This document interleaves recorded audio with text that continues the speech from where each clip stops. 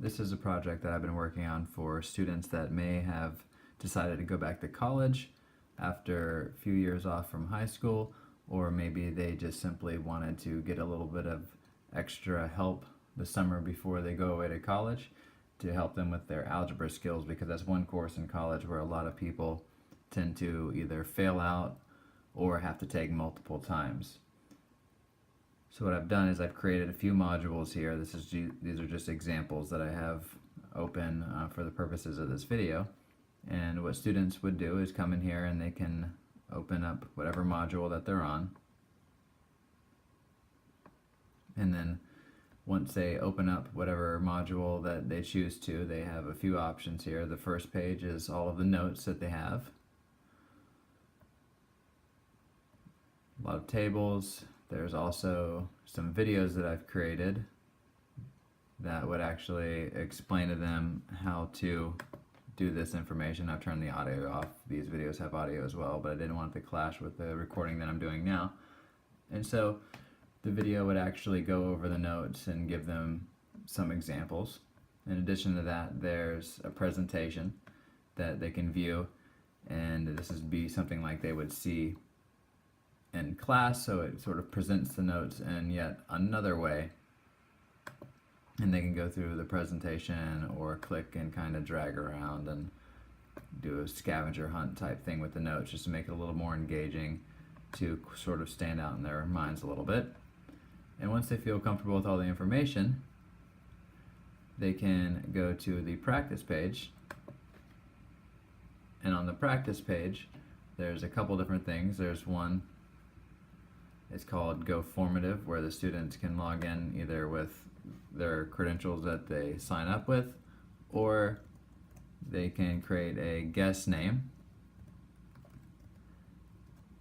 And when they do that, they will bring them to this canvas where they can show their work for how they're completing a problem. And when they're doing this, they're actually drawing on the screen showing how they would complete a problem. And there's text box, so they can add text to the screen. There's images, they can upload images, change their color, so they get a chance to actually work with the information. And when they're doing this, a live or real-time update goes to this Go Formative website, in which I can log in and see what they're actually drawing on their canvas at any given time. And once they submit their drawing, it saves it to the website, so I can go back and review it later on. And then I can offer feedback to them based on whatever they've drawn and rate it on a scale from 0 to 10 to let them know how many points they would receive for that particular question. Also, there are flashcards that this particular learning module has flashcards because it's something that is kind of quick to do, not requiring a lot of work, just sort of mental math. So flashcards are a perfect tool for that. And instead of making their own, they can come on here, they can play games, change the study mode here, view it in a separate pop-up so they can look at their notes while they're doing it. Very beneficial practice tool. And once they feel confident with the practice, they can come to the Test Yourself page, and you can see here that I've already taken this practice once, and in the first video that I messed up and so I got a 0 on it.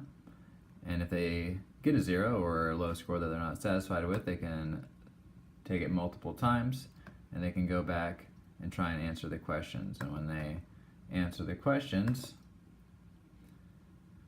if they go through and they get one wrong, like this, it will offer them feedback and tell them what mistake they most likely made, or how they can change whatever they're doing to get the answer correct. And once they've clicked "I've finished," they'll be able to see their score again to see if they've done any better. I didn't have any examples on the website yet, however, I like to embed GIFs that are kind of entertaining yet informative. They sort of seem to stand out in a student's head when they see an image that is repeating like a GIF, or it has something that is funny, so it sort of locks it into their long-term memory a little bit better than just reading notes from a page. I also like to make glogsters, which are a type of interactive blog where there are things moving around on the screen, and it's a very visual way of taking notes. In addition to those things, I also can assign group projects where they're actually making a web page for the website, and I can put them with groups of whatever my choice is. I can make them in pairs, groups of 5. I can change groups around if I need to, along with there's a discussion board that's on the website where kids can post questions to either myself or other students, so they're interacting with one another that way.